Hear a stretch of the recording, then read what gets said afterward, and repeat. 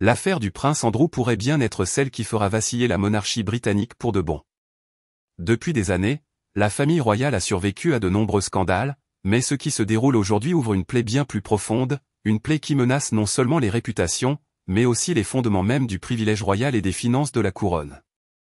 La surveillance du public est à son comble, et pour la première fois, le patrimoine de la famille royale est directement visé et remis en question.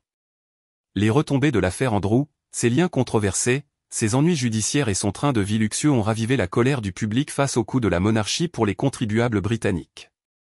Dans un contexte de crise économique et sociale, les citoyens tolèrent de moins en moins les dépenses somptuaires des Windsor. Beaucoup s'interrogent, pourquoi un homme discrédité par le scandale vit-il encore dans une résidence royale? Pourquoi le peuple devrait-il financer la protection et l'entretien de domaines privés? Ironie du sort, il y a encore quelques années, les critiques étaient convaincus que le prince Harry et Meghan Markle seraient ceux qui feraient tomber la monarchie. Leur décision de s'émanciper, de raconter leur histoire et de gagner leur vie et leurs projets commerciaux avait été perçue comme une trahison.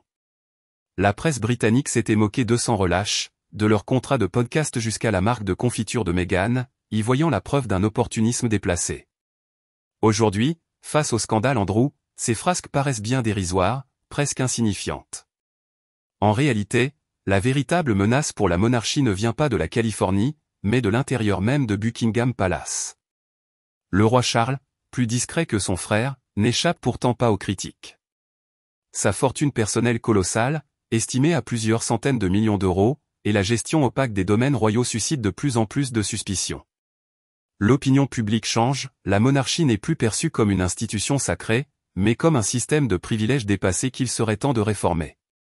Au fond, le scandale du prince Andrew dépasse le simple embarras familial, il agit comme un miroir, révélant le fossé grandissant entre la royauté et la société britannique moderne.